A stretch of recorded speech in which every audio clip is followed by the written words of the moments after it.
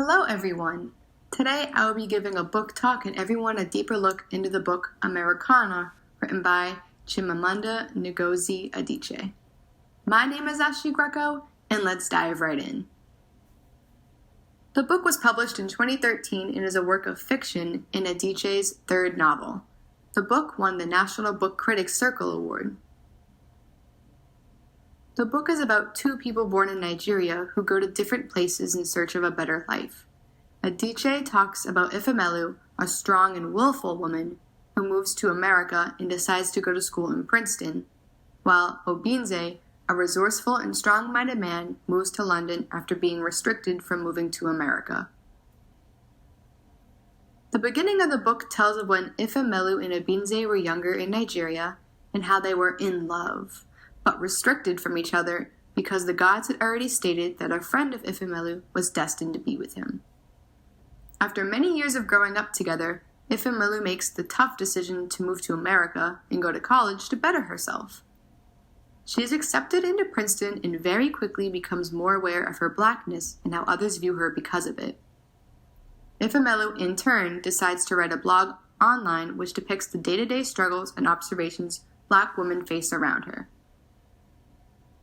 The blog analyzes the intersectionalities of Ifemelu's identities and the discrimination she faces due to it. She writes, "We all have our moments of initiation into the society of former Negroes.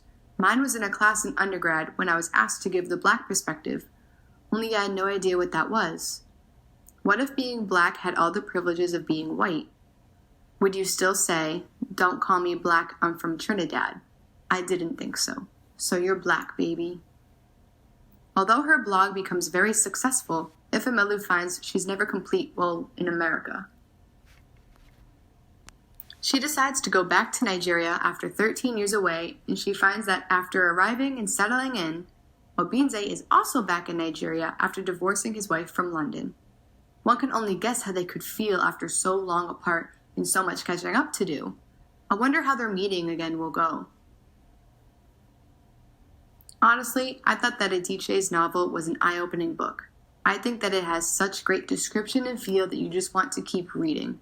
The book sucks you in because it is one that people can relate to. It talks about her time with a number of boyfriends, which I know a lot of people can relate to. It also tackles a larger issue, which is describing the struggles Black men and women face every day in America. She talks about Ifemelu's hair and she says, "I have to take my braids out for my interviews and relax my hair. If you have braids, they will think you are unprofessional." Adichie also tackles the idea of white privilege and how it does exist, while many to this day still refuse to believe it. White privilege is prevalent within the courses Ifemelu takes throughout her time at Princeton. The white students are able to distance themselves from the subject matter, whereas Ifemelu becomes the token Black person. She is looked at to give the Black perspective, while her white classmates are able to be separate from the class material. She also talks about body image and how white women tend to be more petite, while Black women get the rude comments on being fat or larger. Adichie gives context on how Black women are treated throughout their everyday life, and her writing style makes it relatable to those who will read her book. The novel is relatable to the book Black Feminist Thought by Patricia Hill Collins. The second chapter talks about the intersections of identity and how each person faces a different version of oppression. The book shows this with Ifemelu and Obinze both at different times.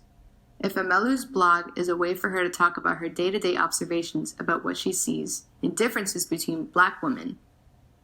And this can relate back to Chapter 5 in Black Feminist Thought, as well as the idea of self-definition.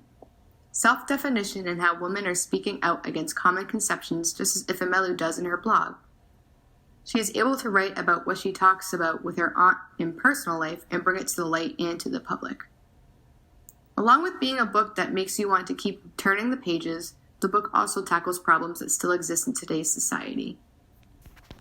Thank you for listening to me ramble on about the book Americanah by Chimamanda Ngozi Adichie, and I hope it leaves a lasting impression like the one it left on me, and I hope I was able to persuade you just a little to want to read this wonderful novel.